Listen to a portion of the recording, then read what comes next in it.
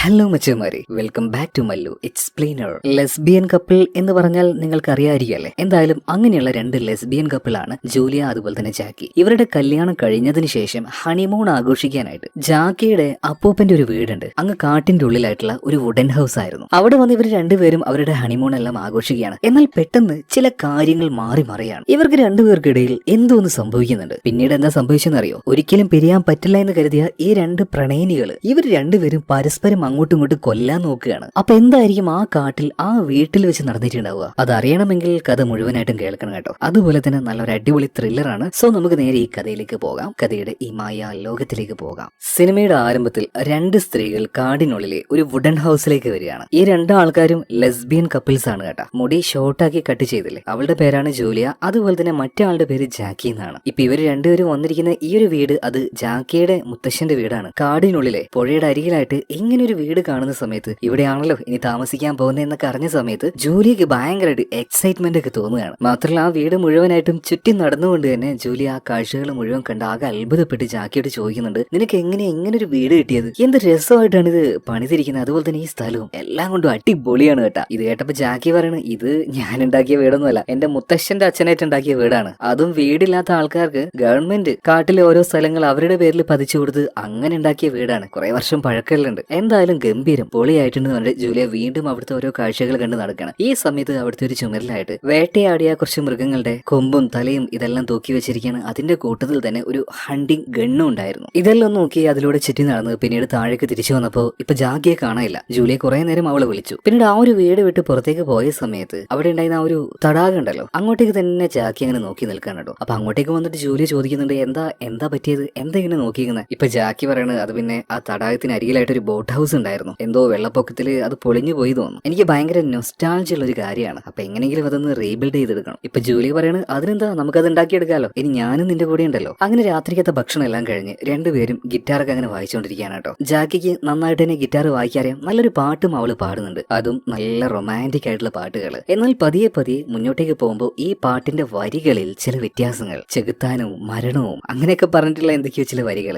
അത് ജൂലിയക്ക് എന്തോ അങ്ങോട്ട് ഇഷ്ടപ്പെടുന്നില്ല. ആ മതി നിന്റെ പാട്ടൊക്കെ എന്ന് പറഞ്ഞിട്ട് ആ ഗിറ്റാർ മേടിച്ചു വെക്കുകയാണ്. പിന്നീട് ബാക്കിയുള്ള കാര്യങ്ങളിലേക്ക് കിടക്കുകയാണ്. അങ്ങനെ രണ്ടുപേരും നല്ല അടിപൊളിയായിട്ട് റൊമാൻസ് ചെയ്തുകൊണ്ടിരിക്കുമ്പോൾ വീടിന്റെ പുറത്ത് ആരോ വന്ന് നിൽക്കുന്നത് പോലെ രണ്ടുപേർക്കും തോന്നി കേട്ടോ. ജൂലിയ പേടിച്ചു പോകുന്നുണ്ട്. ഇപ്പൊ ജാക്കി പറയുന്നത്, പേടിക്കണ്ട, നീ ഇവിടെ തന്നെ നിന്നോ, അങ്ങോട്ടേക്ക് വരണ്ട, ഞാൻ നോക്കിക്കോളാം എന്ന് പറഞ്ഞിട്ട് ജാക്കി നേരെ ചെന്ന് വാതിൽ തുറക്കാണ്. ഇതേ നേരം കാറിൽ ആരൊരാൾ അവിടെ വന്നിറങ്ങിയിട്ടുണ്ട്. അയാൾ ഇപ്പൊ നേരെ ജാക്കിയുടെ അടുത്തേക്ക് വരികയാണ്. ആ വന്നത് ഒരു സ്ത്രീയാണ് കേട്ടോ. അവരിപ്പോ വന്ന പാട് തന്നെ ജാക്കിയെ നോക്കിയിട്ട്, നീയായിരുന്നോ? അല്ല മേഘൻ, നീ ഇത്രയും കാലം എവിടെയായിരുന്നു? പെട്ടെന്ന് ഈ വന്നത് ആരാണെന്ന് മനസ്സിലാവാതെ ജാക്കി ഇവളെ തന്നെ ഇങ്ങനെ നോക്കിക്കാണ്. അപ്പൊ ആ ഒരു പെണ്ണ് പറയുന്നുണ്ട്, ഇത് ഞാനാ സാറ. മേഘൻ, നിനക്ക് എന്നെ മനസ്സിലായില്ലേ? നിന്റെ കളിക്കൂട്ടുകാരി. ആ സാറ, നീ ആയിരുന്നല്ലേ? എനിക്ക് പെട്ടെന്ന് അങ്ങോട്ട് ഓർമ്മ വന്നില്ല. പക്ഷെ നിങ്ങൾ ഇവിടെ ഒരു കാര്യം ശ്രദ്ധിച്ചോ? സാറ ഇങ്ങോട്ടേക്ക് വന്നപ്പോ ജാക്കിയെ വിളിച്ചത് മേഘൻ എന്നാണ്. എന്താണ് അതിന്റെ കാരണം എന്നൊന്നും അറിയില്ല. എന്തായാലും ഇപ്പൊ ജൂലിയും അങ്ങോട്ടേക്ക് വരുന്നുണ്ട്. ഈ ജാക്കിയും സാറയും സംസാരിക്കുന്ന ജൂലിയും കേൾക്കാണ് കേട്ടോ. അതുപോലെ ജാക്കി ചോദിക്കുന്നുണ്ട്, അല്ല സാറ, നീ എന്തിനാ ഇപ്പൊ ഇങ്ങോട്ടേക്ക് വന്നത്? ഇപ്പൊ സാറ് പറയണ, കുറെ കാലമായിട്ട് ഇങ്ങോട്ടേക്കൊന്നും ആരും വരാറില്ലായിരുന്നല്ലോ. ഇപ്പൊ ഈ രാത്രിയിൽ വെളിച്ചം കണ്ടപ്പോ വല്ല കള്ളന്മാരായിരിക്കോ എന്ന് കരുതിയിട്ട് ഞാൻ നോക്കാൻ വേണ്ടി വന്നതാ. കുറെ വർഷങ്ങളായില്ലേ നീ ഇങ്ങോട്ടേക്ക് ഒന്ന് വന്നിട്ട്, വല്ലപ്പോഴേക്ക് ഒന്ന് വന്നൂടെ? ഇപ്പൊ ജാക്കി ചോദിക്കണം, അല്ല സാറേ, നീ എവിടെ താമസിക്കുന്നത്? ഞാൻ ഈ തടാകത്തിന്റെ അപ്പുറത്ത് തന്നെ ഒരു വീട്ടില്ല, ഞാനും എന്റെ ഹസ്ബൻഡ് അവിടെ ഉണ്ടാവും. അപ്പൊ എന്തായാലും നമുക്ക് കാണാന്ന് പറഞ്ഞിട്ട് ഇപ്പൊ സാർ അവിടെ നിന്ന് പോവാണ്. എന്നാൽ ഈ സമയത്ത് നമ്മുടെ ജൂലിയുടെ ഉള്ളിൽ ഒരു കൺഫ്യൂഷൻ, ഒരു വിഷമം പോലെ. അതായത് ജാക്കി എന്തിനാണ് അവളോട് നുണ പറഞ്ഞത്? അവളുടെ യഥാർത്ഥ പേര് മേഘനാണെങ്കിലും പിന്നീട് എന്തിനാ ഒരു പേര് മറച്ചു വെച്ചു? അപ്പൊ ഈ ഒരു ചോദ്യം തന്നെ ജൂലിയുടെ ഉള്ളിലുണ്ട് കേട്ടോ. രാവിലെ നേരത്തെ തന്നെ അവളൊരു ജോഗിങ്ങിന് പോകുന്നുണ്ട്. അങ്ങനെ പോകുന്ന സമയത്ത് ഈ തടാകത്തിനരികിൽ തകർന്നു കിടക്കുന്ന ഒരു പഴയ ബോട്ട് കാണാണ്. അതുപോലെ തന്നെ അതിന്റെ ഒരു ഭാഗത്തായിട്ട് 3 നഖത്തിന്റെ പാടുകളും കാണുന്നുണ്ട്. അവൾ അത് നോക്കി നിൽക്കുമ്പോൾ അങ്ങോട്ടേക്ക് ജാക്കി വരികയാണ്. ശരിക്കും അവളെ ജാക്കി എന്ന് വിളിക്കണ്ട, കാരണം അവളുടെ യഥാർത്ഥ പേര് അത് മേഘൻ എന്ന് തന്നെയാണ്.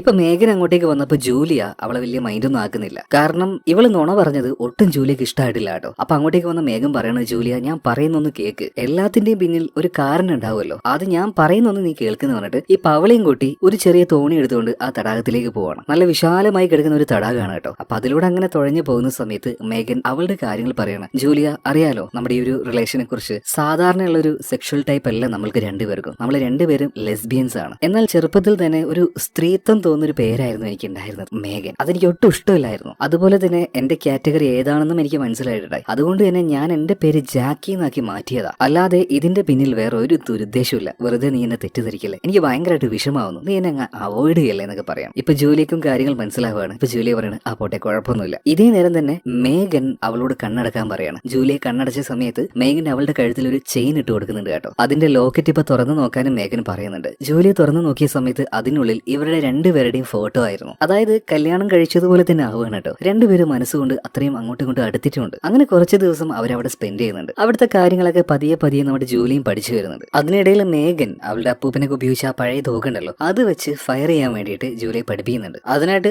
3 ചെറിയ ടിന്നിന്റെ ക്യാൻ അവിടെ വെച്ചിട്ട് അവളോട് ഷൂട്ട് ചെയ്യാൻ പറയുന്നുണ്ട്. ജൂലിയെ പരമാവധി നോക്കി, എന്നാൽ അവളെ കൊണ്ട് ഒന്നും കൊള്ളിക്കാൻ കഴിയുന്നില്ല. ഇപ്പൊ ജൂലിയ പറയുന്നത് ഇത് പഴയ തോക്കായതുകൊണ്ടാ, പുതിയ തോക്കായിരുന്നെങ്കിൽ ഞാൻ പൊളിച്ചേനെ. ഇപ്പൊ അവളുടെ കയ്യിൽ നിന്ന് ആ ഒരു ഗണ്ണ് മേടിച്ച് മേഗൻ പറയാണ് അത് പിന്നെ പഴയതോ പുതിയതോ എന്നൊന്നുമില്ല, വെടിവെക്കാൻ അറിയെങ്കിൽ ഏത് തോക്കാണെങ്കിൽ കുഴപ്പമില്ലാന്ന് പറഞ്ഞിട്ട് മേഗൻ വളരെ സിമ്പിൾ ആയിട്ട് ആ 3 ടിന്നും കറക്റ്റ് ആയിട്ട് വെടിവെച്ചിടുക. ഇത് കണ്ട് ജൂലി ആകെ ഞെട്ടിപ്പോകുന്നുണ്ട്. ഇവൾ ആരാണപ്പ എന്ന് വരെ ചിന്തിച്ചു പോവാണ്. പിന്നീട് അന്ന് രാത്രി ജൂലി ഇപ്പോ മേഗനോട് ചോദിക്കാണ്, നീ എങ്ങനെയാണ് ഇത്ര അടിപൊളിയായിട്ട് ഗണ്ണ് ഉപയോഗിക്കാൻ പഠിച്ചത്? ഓ അതോ, അത് പിന്നെ എന്റെ അച്ഛൻ തന്നെയാ പഠിപ്പിച്ചു തന്നത്. എനിക്ക് ഞാൻ ഒരു കഥ പറഞ്ഞു തരട്ടെ. ചെറുപ്പത്തിൽ ഞാൻ എന്റെ അച്ഛന്റെ കൂടെ കാട്ടിലേക്ക് വേട്ടയ്ക്ക് പോയി. ഒരു സ്ഥലത്തെത്തിയപ്പോ അച്ഛൻ എന്നോട് പറഞ്ഞു, നീ ഇവിടെ ഇരുന്നാ മതി, ഞാൻ കാട്ടിലേക്ക് പോയിട്ട് വരാന്ന്. ആ നേരത്ത് എന്റെ ചെറിയ കാലത്തിലെ കൂട്ടുകാരിയായിട്ടുള്ള ജെന്നിയും കൂടെ ഉണ്ടായിരുന്നു കേട്ടോ. ഞങ്ങൾ രണ്ടുപേരും അവിടെ ഒറ്റയ്ക്ക് ഇരിക്കുന്ന സമയത്താണ് പെട്ടെന്ന് അതിലൂടെ ഒരു വലിയ കരടി പോയത്. 8 അടിയോളം വലിപ്പം ഉണ്ടായിരുന്നു അതിന്. ഞങ്ങൾക്ക് നേരെ വന്ന ആ ഒരു കരടിയെ ഞാൻ ഒന്നും നോക്കിയില്ല, ഷൂട്ട് ചെയ്തു. വെടി കൊണ്ട് അത് നിലത്ത് വീണു. പക്ഷെ വെടി കൊണ്ടപാട് തന്നെ ആ ഒരു കരടി ചത്തുപോയില്ല കേട്ടോ. പതിയെ പതിയെ അത് പിടഞ്ഞുകൊണ്ടിരിക്കുകയാണ്. ഞാൻ അതങ്ങനെ നോക്കി നിന്നു. 20 മിനിറ്റോളം പിടഞ്ഞതിന് ശേഷം മാത്രമാണ് ആ ഒരു കരടി ചത്തുപോയത്. ഇത് കണ്ടുകൊണ്ട് എന്റെ അച്ഛൻ അങ്ങോട്ടേക്ക് വന്നു. എന്റെ കയ്യിൽ ഒരു കത്തി തന്നുണ്ട്. അതുകൊണ്ട് തന്നെ അതിനെ പൂർണ്ണമായിട്ടും കൊല്ലാൻ പറഞ്ഞു. പിന്നീട്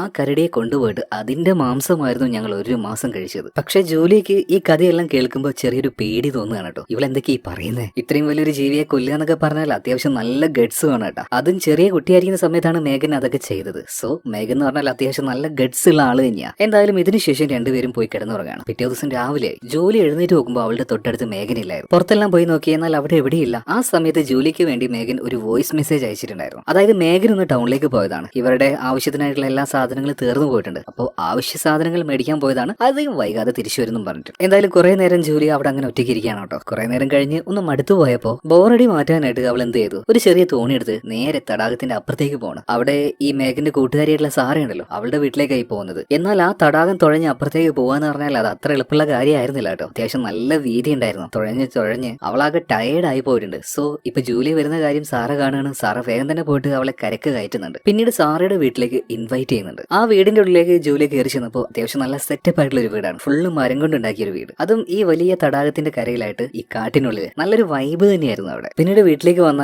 ജൂലിക്ക് കുടിക്കാനായിട്ട് വെള്ളം എടുക്കാനായിട്ട് ഇപ്പൊ സാറ നേരെ അടുക്കളയിലേക്ക് പോവാണ്. ഇതേ നേരം തന്നെ ജൂലി അവിടെ ഒരു ഫോട്ടോ കാണുന്നുണ്ട്. ഈ മേഗനും സാറയും അതുപോലെ തന്നെ വേറൊരു പെൺകുട്ടിയും കൂടെ നിൽക്കുന്ന ഒരു ഫോട്ടോ. വെള്ളവുമായിട്ട് തിരിച്ചു വന്ന സാറയോട് ഇത് ആരാണെന്ന് ജൂലി ചോദിക്കുന്നുണ്ട് കേട്ടോ. അതായത് ഒന്ന് സാറയാണ്, ഒന്ന് മേഗനാണ്, മറ്റേ പെൺകുട്ടി ഏതാന്ന് ചോദിക്കുകയാണ്. ഇപ്പൊ സാറ പറയാണ്, ആ ഇവളുടെ പേരാണ് ജെന്നി. അല്ല ഈ ജെന്നിയെ കുറിച്ച് ഒന്നും പറഞ്ഞില്ല അവള്. ഞങ്ങള് 3 പേരും ചെറുപ്പത്തിൽ ഒരു ഗ്യാങ് ആയിരുന്നു കേട്ടോ. ഈ സമയത്താണ് ജൂലിക്ക് ജെന്നിയുടെ കാര്യം ഓർമ്മ വരുന്നത്. അതായത് മേഘന കരടിയെ കൊന്ന സമയത്ത് അവളുടെ കൂടെ ജെന്നി ഉണ്ടായിരുന്നു. അപ്പോ ഈ ജെന്നി എവിടെയെന്ന് ജൂലി ചോദിക്കുകയാണ്. ഇവിടെയാണ് താമസം അല്ലെങ്കിൽ മറ്റെവിടെയെങ്കിലൊക്കെ ആണെന്ന് ചോദിക്കുന്നുണ്ട്. ഈ സമയത്ത് സാറ് പറയാണ്, അവളിപ്പോ ജീവനോടെ ഇല്ല, മരിച്ചുപോയി. നീ ഇപ്പൊ കാണുന്ന ഈ ഫോട്ടോ ഉണ്ടല്ലോ, ഇതെടുക്കുന്നതിന്റെ ഒരു 2 ആഴ്ച മുന്നെയാണ് അവള് മരിച്ചുപോയത്. അല്ല ജെന്നി മരിച്ച കാര്യമൊന്നും അപ്പോ മേഘൻ നിന്നോട് പറഞ്ഞിട്ടില്ലേ? ആ പറഞ്ഞായിരുന്നു, ഞാൻ മറന്നുപോയതാന്ന് പറഞ്ഞിട്ട് ചുമ്മാ അഭിനയിച്ചുകൊണ്ട് ജൂലി അവിടെ നിന്ന് പോവാണ്. പക്ഷെ അവൾക്ക് ആകെ ഒരു ഉള്ളിൽ എന്തോ ഒരു എന്താ പറയാ ഒരു ബുദ്ധിമുട്ട് പോലെ. എന്തിനാണ് മേഘൻ ഇങ്ങനെ പല കാര്യങ്ങളും മറച്ചു വെക്കുന്നത്? അവൾ എന്തൊക്കെയോ നുണ പറയുന്നുണ്ട്, മറയ്ക്കാൻ ശ്രമിക്കുന്നുണ്ട്. എന്തായാലും ഇപ്പൊ അവിടെ ഉണ്ടായിരുന്ന സാറയുടെ ഭർത്താവായിട്ടുള്ള ഡാനിയലിനോടും സാറയോടും യാത്ര പറഞ്ഞ് ജൂലി പോവാണ്.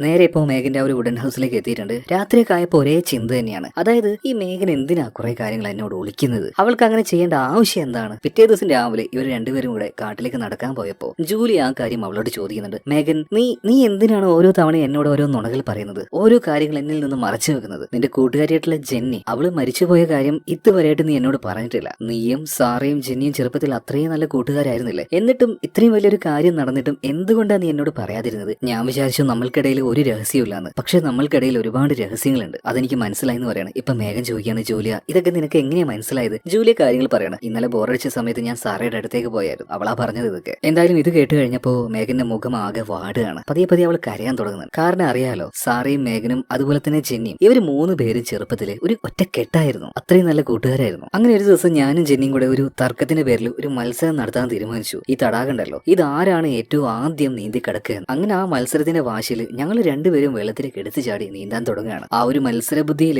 ഇത് എത്രത്തോളം അപകടം പിടിച്ച കാര്യമെന്ന് ഞങ്ങൾ രണ്ടുപേരും ആലോചിച്ചില്ല കേട്ടോ. എന്നാൽ ഏകദേശം ആ തടാകത്തിന്റെ നടുഭാഗത്ത് എത്തിയപ്പോ അവളാകെ തളർന്നു പോയി. അവൾക്ക് നീന്താൻ പറ്റാതെ അവൾ ആ ഒരു ഒഴുക്കിൽ പെട്ടുപോയി. പിന്നീട് എന്നെ കൊണ്ട് പറ്റാവുന്ന രീതിയിലൊക്കെ ഞാൻ അവളെ രക്ഷിക്കാൻ ശ്രമിച്ചു, പക്ഷേ എനിക്ക് അവളെ കിട്ടിയില്ല. അങ്ങനെ 2 ദിവസത്തിന് ശേഷമാണ് അവളെ കിട്ടിയത്. അവളുടെ ശവമാണ് കിട്ടിയത്. നാട്ടുകാരും പോലീസുകാരും എല്ലാവരും ഇങ്ങോട്ടേക്ക് വന്നിട്ടുണ്ടായിരുന്നു. നടന്ന കാര്യങ്ങൾ എല്ലാവരും ചോദിക്കുന്നുണ്ട്. അതുപോലെ തന്നെ പോലീസുകാർ എന്നോട് ചോദിച്ചു, അവളെ കൊന്നത് ഞാനാണോ, നീ കാരണമാണോ അവൾ മരിച്ചതെന്ന്. പോലീസുകാരുടെ ആ ഒരു ചോദ്യം കേട്ട ഞാൻ ആകെ ഞെട്ടിപ്പോയി. ഒരു അപകടം മാത്രമായിരുന്നു ആ മരണത്തിന് കാരണം. പരമാവധി എന്റെ ജീവൻ കൊടുത്ത് ഞാൻ അവളെ രക്ഷിക്കാൻ നോക്കി. ഈ 2 കാരണം, അതായത് പോലീസുകാരുടെ ആ ഒരു ചോദ്യം, അവളുടെ മരണം, ഇതൊക്കെ എനിക്ക് വലിയൊരു ട്രോമയാണ് തന്നത്. അതുപോലെ ഇപ്പോഴും എന്റെ മൈൻഡിൽ ഞാൻ വിചാരിക്കുന്നത് അവളുടെ മരണത്തിന് കാരണക്കാരി ഞാനാണ്. കാരണം അവളുമായിട്ട് മത്സരം വെച്ച ഞാനല്ലേ. ഞങ്ങൾ ആ മത്സര ബുദ്ധിയിൽ നീന്തിയത് കൊണ്ടല്ലേ അവൾ മരിച്ചുപോയത്. അതുപോലെ തന്നെ അവളെ ഞാൻ വിട്ടുപോയെന്ന് എനിക്ക് വിശ്വസിക്കാൻ കഴിയുന്നില്ല. അപ്പൊ ഇങ്ങനെയുള്ള കാര്യമൊക്കെ എങ്ങനെയാണ് ജൂലിയ ഞാൻ നിന്നോട് പറയാ? മറയ്ക്കാൻ ശ്രമിക്കുന്ന എന്റെ പഴയ ഓർമ്മകൾ, എന്നെ വേട്ടയാടുന്ന എന്റെ പഴയ ഭൂതകാലം, അതെന്തിനാ ഞാൻ നിന്നോട് പറയുന്നത്? നിന്നെയും കൂടെ എന്തിനാ വിഷമിപ്പിക്കുന്നത്? നമുക്കിടയിലുള്ള ആ ഒരു നല്ല സമയം അത് ഹാപ്പി ആയിട്ട് തന്നെ ചെലവഴിക്കാനല്ലോ. അതുകൊണ്ട് മാത്രം ഇങ്ങനെയുള്ള കാര്യങ്ങളൊക്കെ പരമാവധി ഞാൻ പറയാതിരുന്നത്. ഇതെല്ലാം കേട്ട് കാര്യങ്ങൾ മനസ്സിലാക്കി ജൂലിയ ഇപ്പൊ മേഘനോട് ക്ഷമ ചോദിക്കുകയാണ്. സോറി മേഘൻ, ഞാനിങ്ങനെ ഓരോ കാര്യങ്ങൾ ഇങ്ങനെ ചിന്തിച്ച് എവിടേക്കോ എത്തിപ്പോയി. ഇപ്പൊ എനിക്ക് നിന്റെ സിറ്റുവേഷൻ മനസ്സിലാവുന്നുണ്ട്. എന്തായാലും നിന്നോട് കുറച്ച് മോശമായിട്ട് പെരുമാറിയില്ലേ, സോറി കേട്ടോ. അവിടെ വെച്ച് തന്നെ ജൂലിയ ഇപ്പൊ മേഘനെ കെട്ടിപ്പിടിക്കുകയാണ്. ഞാൻ എന്തായാലും നിന്റെ കൂടെ ഉണ്ടാവും, നമുക്ക് അടിപൊളിയായിട്ട് ഹാപ്പി ആയിട്ട് ജീവിക്കാന്ന് പറയാം. അങ്ങനെ ഇവർ രണ്ടുപേരും ആ ഒരു കാട്ടിലൂടെ നടന്ന് അത്യാവശ്യം ഹൈറ്റുള്ള ഒരു മലയുടെ മുകളിലേക്ക് എത്തുകയാണ്. അവിടെ എത്തി ചുറ്റും നോക്കുന്ന സമയത്ത് നല്ല അടിപൊളി വിശാലമായിട്ടുള്ള കാഴ്ചകളായിരുന്നു കേട്ടോ. നല്ല രസമായിരുന്നു ആ സ്ഥലം കാണാൻ. അവിടെ നിന്ന് നോക്കുമ്പോൾ ആ ഒരു തടാകം നല്ല അടിപൊളിയായിട്ട് കാണാൻ കഴിയും. അപ്പൊ ആ ഒരു കാഴ്ചകളെല്ലാം കണ്ടുകൊണ്ടിരിക്കുന്ന ജൂലിയെ പെട്ടെന്ന് ഈ മേഘൻ എന്ത് ചെയ്യാന്നറിയോ? ആ പാറയുടെ മുകളിൽ നിന്നും താഴേക്ക് ഒരൊറ്റ തള്ളാണ്.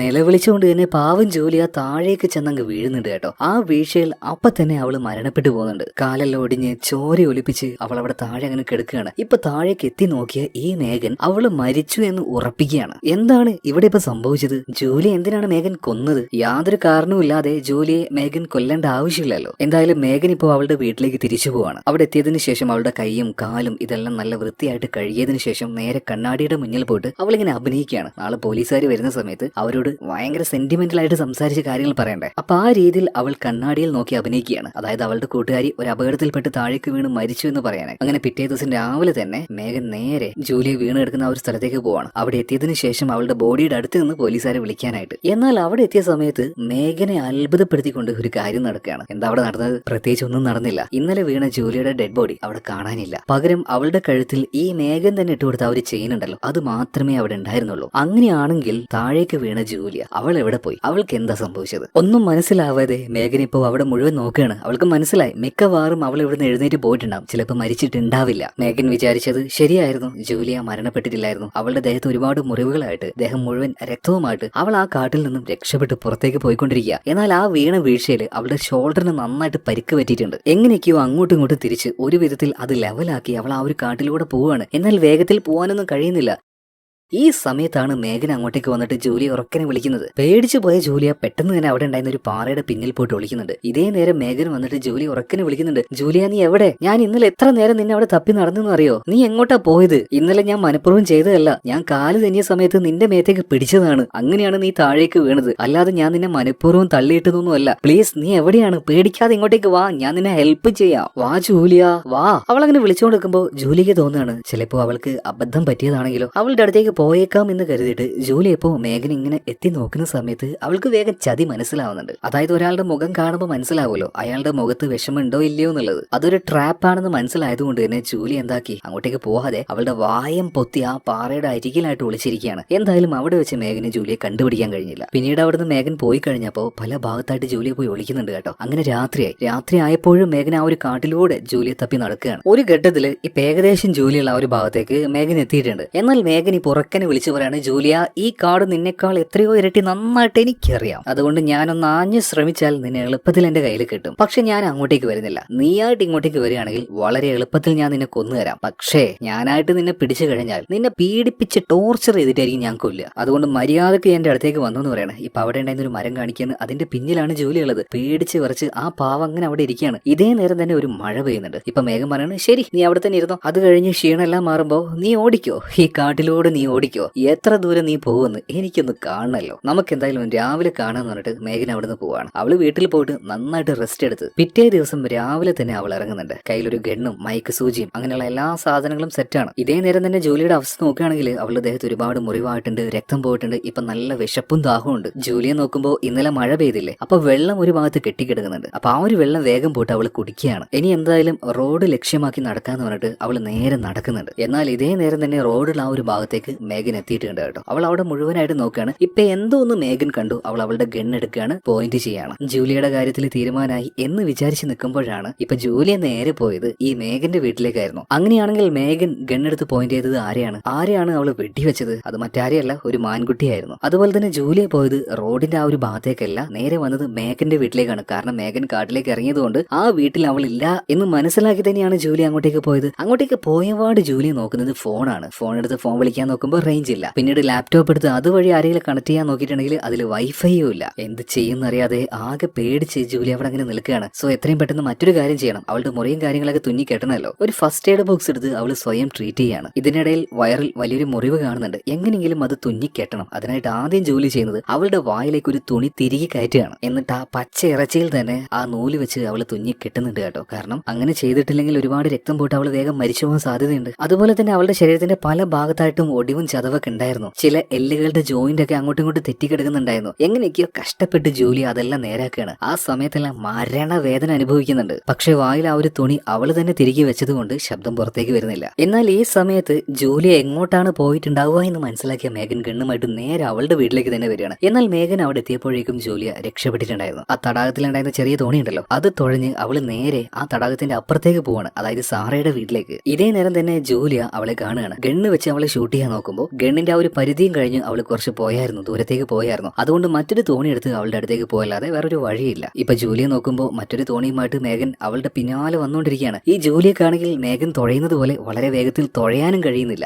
ഒന്നാമത് അവൾക്കിപ്പോ ഒരു ആരോഗ്യമില്ല, കയ്യും കാലം കൊടിഞ്ഞു കിടക്കുകയാണ്. അതിന് പുറമെ മേഘന്റെ അത്ര എക്സ്പീരിയൻസും ഇല്ല. ജൂലിയ എത്രയൊക്കെ ആ ഒരു തോണിയുമായിട്ട് രക്ഷപ്പെടാൻ നോക്കിയിട്ടും ഒരു രക്ഷയില്ല കേട്ടോ. അവസാനം മേഘൻ അവളുടെ അടുത്തേക്ക് എത്തുകയാണ്. എന്നിട്ട് അവളുടെ ആ ഒരു തോണിയിലേക്ക് കയറിയിട്ട് അവളുടെ ദേഹത്ത് കത്തി വെക്കുകയാണ്. നീ എങ്ങാനും എന്തെങ്കിലും പറഞ്ഞാല് അപ്പൊ തന്നെ നിന്റെ മേത്തേക്ക് ഈ കത്തി ഞാൻ കുത്തിക്കയറ്റും. ചിലപ്പോ ഇപ്പൊ സാറിയോ അല്ലെങ്കിൽ അവളുടെ ഹസ്ബൻഡ് ഡാനിയോ ആരെങ്കിലും ഒരാൾ ഇങ്ങോട്ടേക്ക് വരും, എന്തെങ്കിലും സംസാരിക്കും, വായ തുറക്കാൻ പാടില്ല എന്ന് പറയാം. എന്തായാലും മേഘൻ പറഞ്ഞതുപോലെ തന്നെ വീടിന്റെ മുകളിലുണ്ടായിരുന്ന സാറയുടെ ഹസ്ബൻഡ് ആയിട്ടുള്ള ഡാനിയൽ ഇത് കാണുന്നുണ്ട്. അല്ല, നിങ്ങൾ എന്താ ഇവിടെ വന്നിരിക്കുന്നത്? വാ ഇങ്ങോട്ടേക്ക് വാ, നമുക്ക് 2 ഡ്രിങ്ക്സ് എല്ലാം കഴിക്കാന്ന് പറയാണ്. കുറച്ച് അകലെയായിട്ട് ഇവരുണ്ടായത് കൊണ്ട് തന്നെ ഇപ്പോ ഈ ജോലിയുടെ മേഘത്തുണ്ടായിരുന്ന ആ ഒരു ബ്ലഡ് ഒന്നും ഈ ഡാനിക്ക് കാണാൻ പറ്റുന്നില്ല. ഇപ്പൊ അവിടുന്ന് മേഘൻ ഉറക്കനെ വിളിച്ചു പറയുന്നുണ്ട്, ഇല്ല ഞങ്ങളിപ്പോ അങ്ങോട്ടേക്ക് വരുന്നില്ല. എന്തോ ഇവിടെ എത്തിയ സമയത്ത് ജോലിക്ക് എന്തോ ഒരു തലചുറ്റൽ പോലെ ഞങ്ങൾ തിരിച്ചു പോവാന്ന് പറയണം. ഇതേ സമയത്തിന് ഡാനിയൽ പറയണ, അല്ല നിങ്ങൾ ഇങ്ങോട്ടേക്ക് വന്നു, ഞങ്ങൾ അങ്ങോട്ടേക്ക് ക്ഷണിക്കുന്നില്ലേ? അതൊരു മര്യാദയല്ലല്ലോ, ഞങ്ങൾ അങ്ങോട്ടേക്ക് ഇന്ന് രാത്രി അങ്ങ് വന്നാലോ എന്ന് ഡാനി ചോദിക്കുമ്പോൾ, ഏയ് ഇന്ന് വരണ്ട, എനിക്ക് അവിടെ കുറച്ച് പണിയുണ്ട്, ഒരു കാര്യം ചെയ്യ്, നീ നാളെ സാറേയും കൂട്ടിയിട്ട് വാന്ന് പറയണം. ആയിക്കോട്ടെ നാളെ വരാന്ന് പറയണേ.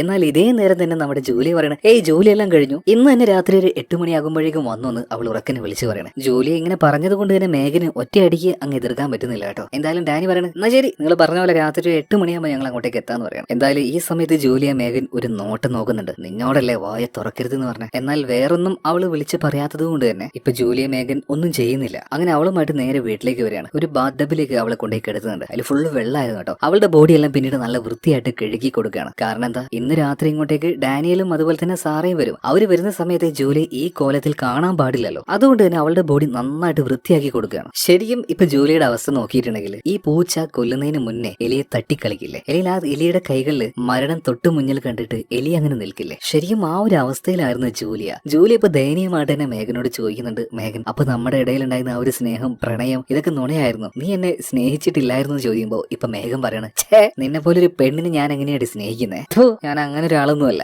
ചില കാരണത്താൽ മാത്രം എനിക്ക് നിന്നെ കൂടെ കൂട്ടേണ്ടി വന്നതാണ്. ചിലപ്പോ ഇനി ഞാൻ നിന്നെ കൊന്നെന്നും വരാം. ഇപ്പൊ ജൂലിയ അവളുടെ ഉള്ളിൽ ആ ഒരു ഭയം എല്ലാം മാറ്റി വെച്ചിട്ട് പറയാണ്, മേഘൻ നോക്കിക്കോ, ഇന്ന് രാത്രി സാറയും ഹസ്ബൻഡും വരുമ്പോ നീ ഒരു പ്രാന്തിയാണ്, ഒരു സൈക്കോയാണ്, ഈ കാര്യം ഞാൻ അവരോട് പറയുന്നു പറയണം. ഭയമില്ലാതെ തന്നെ ജൂലി ഇപ്പൊ മേഘനെ നോക്കുന്നുണ്ട്. ഇപ്പൊ മേഘൻ അവളുടെ മുഖത്തേക്ക് ഇങ്ങനെ നോക്കിയിട്ട് ഒരു ചിരിയും ചിരിച്ച് അവളുടെ തല പിടിച്ച് ആ വെള്ളത്തിലേക്ക് ഒരൊറ്റ മുക്കലാണ്. മുക്കി അങ്ങനെ പിടിക്കുകയാണ് കേട്ടോ. ജൂലിയ കിടന്ന് പെട്ടയ്ക്കാൻ തുടങ്ങണം ശ്വാസം കിട്ടാതെ. കുറച്ചു നേരം കഴിഞ്ഞപ്പോ മേഘൻ പിടുത്തം വിടുന്നുണ്ട്. ഇപ്പൊ വെള്ളത്തിനുള്ളിൽ നിന്നും ജൂലിയ പുറത്തേക്ക് വരികയാണ്. അവൾ എങ്ങനെയൊക്കെയോ കിതച്ച് ശ്വാസം എടുക്കുന്നുണ്ട്. അതേ നേരം തന്നെ ജൂലിയോട് മേഘൻ ഒരു കാര്യം പറയുന്നുണ്ട്. ജൂലിയ, ഇന്ന് നീ എങ്ങാനും അവർക്ക് എന്തെങ്കിലും ഒരു സൂചന കൊടുത്താൽ ഞാൻ ആദ്യം കൊല്ലുന്നത് ആ സാറയായിരിക്കും. അത് കഴിഞ്ഞ് അവളുടെ ഭർത്താവിനെ ഞാൻ കൊല്ലും. സോ അവരുടെ മരണത്തിന് നിനക്കൊരു കാരണക്കാരി ആവണം. അതുകൊണ്ട് ഒരു കാര്യം ചെയ്തു, ഇന്ന് അവര് വന്നാൽ തന്നെ അവരോട് ഒരു അക്ഷരം മിണ്ടാൻ നിൽക്കരുത്. അപ്പൊ ഞാൻ പറഞ്ഞത് മനസ്സിലായല്ലോ. ഇപ്പൊ ജൂലി പറയണ, പ്ലീസ് ഞാനൊന്നും അവരോട് പറയാൻ പോകുന്നില്ല, അവരൊന്നും ചെയ്യരുത് എന്ന് പറയാണ്. അങ്ങനെ ഇപ്പൊ രാത്രി ആയിട്ടുണ്ട്. അതുപോലെ സാറയും ഡാനിയൽ ഇപ്പൊ വരുമല്ലോ. അപ്പൊ അവര് വരുന്നതിന് മുന്നേ തന്നെ കുറച്ച് സെറ്റപ്പുകളൊക്കെ അവിടെ ചെയ്തു വെക്കാണ്. ഈ നേരത്ത് മേഘന്റെ കാല് പിടിച്ച് കരഞ്ഞുകൊണ്ട് തന്നെ ജൂലി പറയാണ്, മേഘൻ നിനക്ക് എന്തൊക്കെയോ ചില മാനസിക പ്രശ്നങ്ങളുണ്ട്. നമുക്ക് വേണമെങ്കിൽ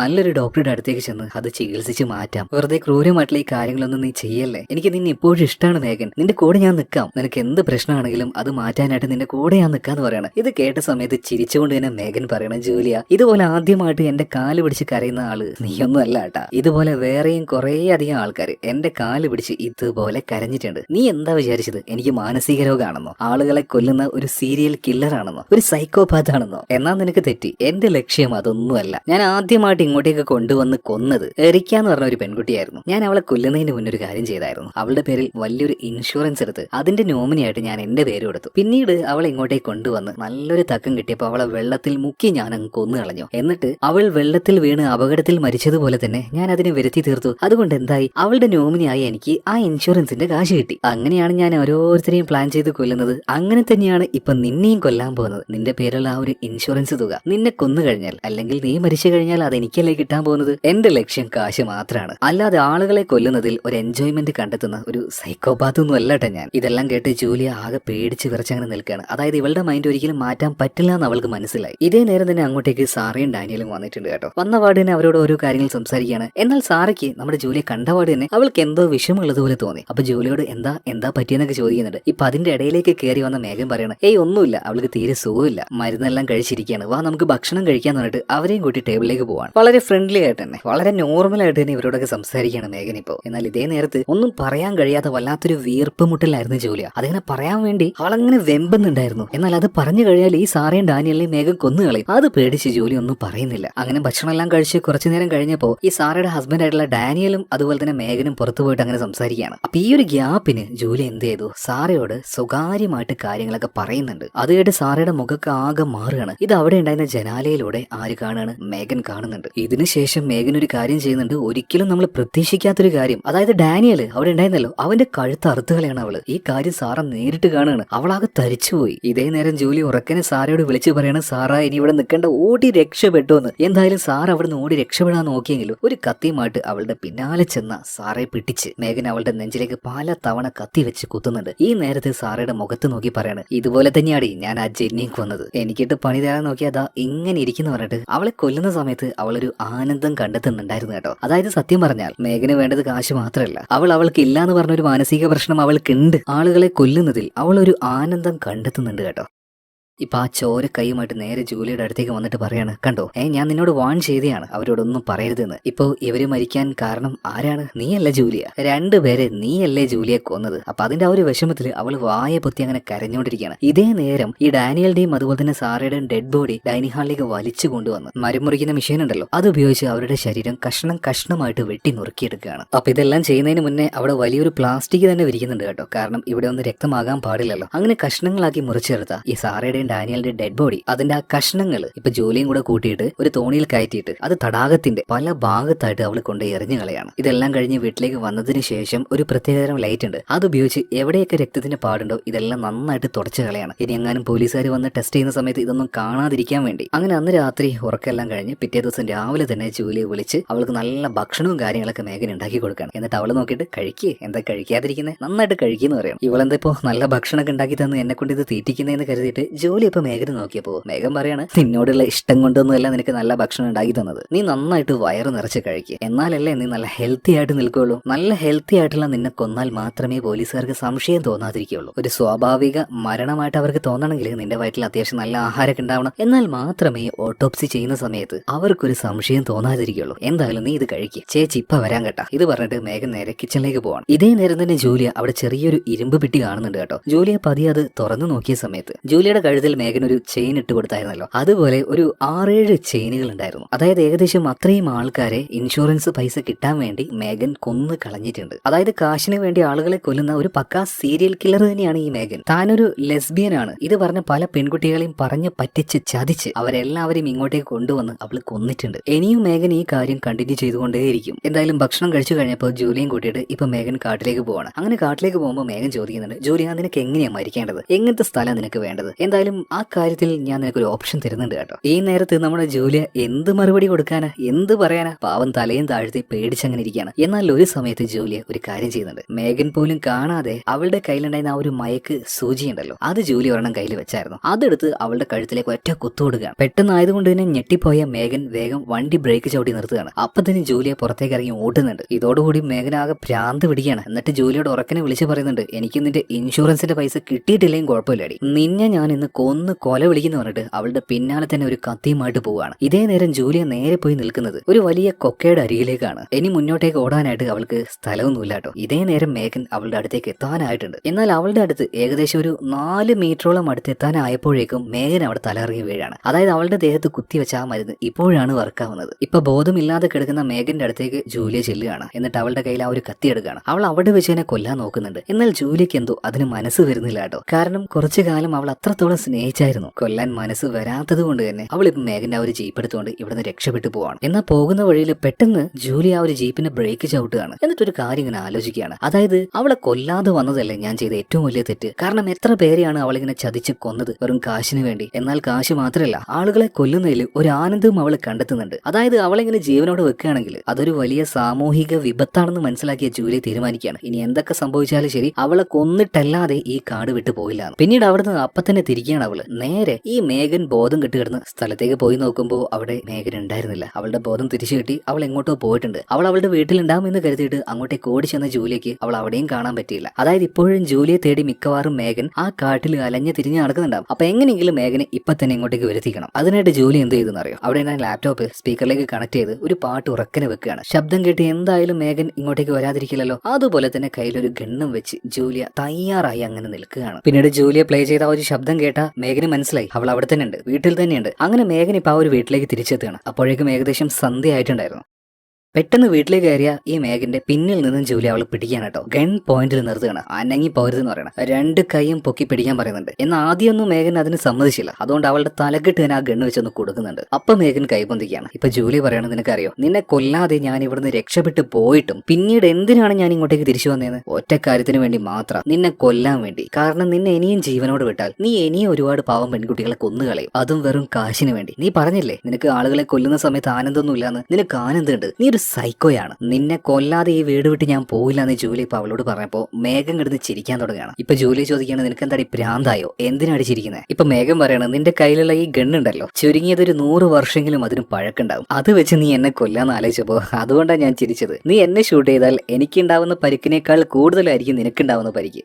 ഈ ഗണ്ണ് കണ്ടൊന്നും നടക്കില്ലെന്ന് കരുതിയിട്ട് ജൂലിയ ആ ഗണ്ണിലേക്ക് നോക്കി ആ ചെറിയ സമയമുണ്ടല്ലോ അത് മേഘൻ ഉപയോഗിക്കുകയാണ്. ആ നേരം കൊണ്ട് ജൂലിയ അറ്റാക്ക് ചെയ്യുന്നുണ്ട്. എന്നാൽ ജൂലിയ വിട്ടുകൊടുത്തില്ല കേട്ടോ. ആ ഗണ്ണ് ശരിക്കും പിടിച്ച് അവൾക്കിട്ട് ഷൂട്ട് ചെയ്യാൻ നോക്കുമ്പോഴേക്കും മേഘൻ അവിടെ നിന്ന് ഓടി രക്ഷപ്പെടുകയാണ്. നേരെ മുകളിലുണ്ടായിരുന്ന റൂമിലേക്ക് ഓടിക്കയറുന്നുണ്ട്. ഗണ്ണുമായിട്ട് ജൂലിയും മുകളിലേക്ക് കയറുന്നുണ്ട്. അവിടെ എത്തി നോക്കുമ്പോൾ അവിടുത്തെ റൂമിൽ അതിന്റെ റൂഫിലേക്കായിട്ടൊരു കോണി ഉണ്ടായിരുന്നു. അതിലൂടെ ചവിട്ടി കയറുന്ന ശബ്ദം ജൂലിയ കേട്ടായിരുന്നു കേട്ടോ. അതുകൊണ്ട് തന്നെ ആ കോണിപ്പടിയിലൂടെ മുകളിലേക്ക് കയറി നോക്കുമ്പോൾ അവിടെ ഇപ്പോൾ മേഘനെ കാണാനില്ല. ശരിക്കും അത് മേഘന്റെ ട്രാപ്പ് ആയിരുന്നു. അവൾ ആ ഒരു കോണിപ്പടി ചവിട്ടി കയറിയിട്ടുണ്ടായിരുന്നില്ല. അവൾ വെറുതെ ഒച്ചുണ്ടാക്കിയത് മാത്രമാണ്. എന്നിട്ട് ആ റൂമിൽ തന്നെ അവൾ ഒളിച്ചിരിക്കുകയായിരുന്നു. ഇപ്പൊ ആ ഒരു കോണിയിൽ നിൽക്കുന്ന ജൂലിയെ അവൾ അറ്റാക്ക് ചെയ്യാണ്. പിന്നീട് അവിടെ വെച്ച് രണ്ടുപേരും അങ്ങോട്ടും ഇങ്ങോട്ടും ഫൈറ്റ് നടക്കുന്നുണ്ട്. കേട്ടോ. കുറച്ചു നേരം കഴിഞ്ഞു. ആരാണ് മരിച്ചതെന്നൊന്നും അറിയില്ല. ഇപ്പൊ ഒരാളുടെ ഡെഡ് ബോഡി കൊണ്ട് മറ്റൊരാൾ പുറത്തേക്ക് വരുന്നുണ്ട്. വെളിച്ചത്തേക്ക് വന്ന സമയത്താണ് ആരാണ് ജീവനോട് പുറത്തേക്ക് വന്നതെന്ന് മനസ്സിലാകുന്നത്. മറ്റാരുമല്ല, മേഘൻ തന്നെ. അവൾ ജൂലിയെ തല്ലി കൊന്നു കളഞ്ഞിട്ടുണ്ട്. പിറ്റേ ദിവസം രാവിലെ ആയപ്പോൾ ഇവൾ എന്താ ചെയ്തതെന്ന് അറിയോ? ജൂലിയുടെ ആ ഒരു ഡെഡ് ബോഡി കൊണ്ടുപോയിട്ട് അന്ന് അവളെ തള്ളിയിട്ടില്ലേ, അതേ സ്ഥലത്തേക്ക് കൊണ്ടുപോയിട്ട് തള്ളിയിടുകയാണ്. എന്നിട്ട് പോലീസിനെ ഈ കാര്യം വിളിച്ചു പറയുന്നുണ്ട്. സാറേ, ഒരു അപകടം പറ്റി. എന്റെ പാർട്ട്ണർ കൊക്കയുടെ മുകളിൽ നിന്നും താഴേക്ക് വീണ് അപകടത്തിൽ മരിച്ചുപോയി സാറേ, നിങ്ങളൊന്ന് ഇങ്ങോട്ടേക്ക് വരണം, എന്നെ സഹായിക്കണം എന്നൊക്കെ പറഞ്ഞിട്ട് അഭിനയിച്ചുകൊണ്ട് വിളിച്ചു പറയാണ്. ഞങ്ങൾ ഇപ്പൊ തന്നെ വരാന്ന് പോലീസുകാരും പറയാണ്. ഇതിനുശേഷം മേഘൻ ആ ഒരു കോള് കട്ട് ചെയ്ത് ഒരു വല്ലാത്ത ചിരിച്ചിരിക്കുകയാണ്. അതായത് ജൂലിയെ കൊല്ലുകയും ചെയ്തു, അതുപോലെ തന്നെ അവളുടെ ആ ഒരു ഇൻഷുറൻസിന്റെ പൈസ അത് കിട്ടുകയും ചെയ്യും. അപ്പൊ ഒരു ഹാപ്പിനെസ്സിൽ അവള് നേരെ വീട്ടിലേക്ക് പോകുമ്പോൾ തലയെല്ലാം കിടന്ന് കറങ്ങുകയാണ്. അതായത് മേഘന് ഒരു അസുഖമുണ്ട്, അവള് ഡയബറ്റിക് ആണ്. ഇടയ്ക്കിടയ്ക്ക് ഇൻസുലിന്റെ ഇഞ്ചക്ഷൻ എടുക്കണം. അവളുടെ ഈ ഒരു മെഡിക്കൽ കണ്ടീഷൻ ജൂലിക്ക് നന്നായിട്ട് അറിയാം. സോ മേഘന് വേണ്ടി ഇടയ്ക്കിടയ്ക്ക് ആ ഒരു ഇഞ്ചക്ഷൻ ഒക്കെ എടുത്തുകൊടുത്തിരുന്നത്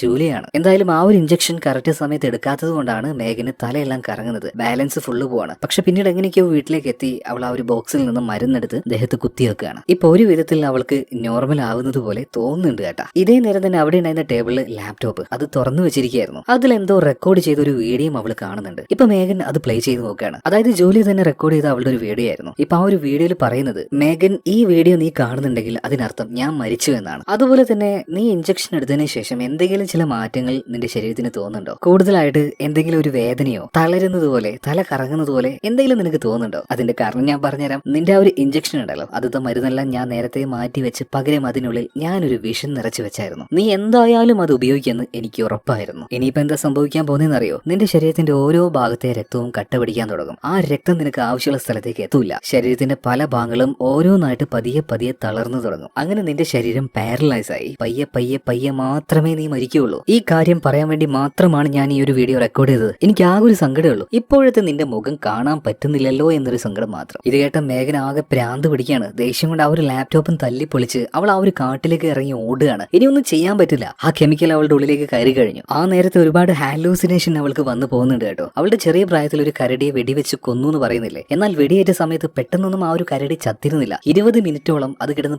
പെടഞ്ഞാണ് വേദന അനുഭവിച്ചാണ് ആ ഒരു കരടി മരിച്ചത്. അതുപോലെ തന്നെ ഇപ്പൊ മേഘന സംഭവിക്കുകയാണ്. ഓടുന്നതിനിടയിൽ അവൾ തളർന്നു വീഴുന്നുണ്ട്. കൈയും കാലും അനക്കാൻ കഴിയുന്നില്ല. ശരീരത്തിന്റെ എല്ലാ ഭാഗത്തേക്കും വേദന ഇങ്ങനെ പടർന്നു പിടിക്കുകയാണ്. അന്ന് ആ കരടി ചാവുന്നത് ആസ്വദിച്ച് കണ്ടില്ലേ ഈ മേഘൻ? അതുപോലെ തന്നെയാണ് അവൾക്കും മരണം സംഭവിക്കുന്നത്. വളരെ പതുക്കെ ആ വേദന അനുഭവിച്ചുകൊണ്ടാണ് അവൾ മരിക്കുന്നത്. ഒരു അനാഥ പ്രേതത്തെ പോലെ ആ കാട്ടിൽ അവൾ ഇപ്പൊ മരിച്ചു കിടക്കുകയാണ്. ഇതിനുശേഷം നമ്മുടെ ജൂലിയെ കാണിക്കുകയാണ്. ജൂലിയുടെ കാര്യം പിന്നെ പറയണ്ടല്ലോ. ആ പാറയുടെ മുകളിൽ നിന്നും രണ്ടാമത്തെ തവണയാണ് അവൾ താഴേക്ക് വീഴുന്നത്. അപ്പൊ അവളുടെ ശാരീരികാവസ്ഥ എന്തായിരിക്കും? ഉറപ്പായിട്ടും അവള് മരിച്ചിട്ടുണ്ടാവുമല്ലേ എന്ന് നിങ്ങൾ വിചാരിച്ചോ? ഇല്ല കേട്ടോ. സിനിമ തീരുന്നതിന് മുന്നേ ഒരു കാര്യം കൂടെ കാണിച്ചിട്ടാണ് സിനിമ ഇവിടെ തീരുന്നത്. അതായത് മരിച്ചു കിടക്കുന്ന ജൂലിയ പെട്ടെന്ന് ശ്വാസം എടുക്കുകയാണ്. ഇത് കാണിച്ചുകൊണ്ടാണ് സിനിമ ഇവിടെ തീരുന്നത്. എന്തായാലും ഈ ഒരു കഥ നിങ്ങൾക്ക് ഇഷ്ടമായിട്ടുണ്ടാവും എന്ന് ഞാൻ വിചാരിക്കുകയാണ്. അതുപോലെ മറ്റൊരു കഥയുമായിട്ട് നമുക്ക്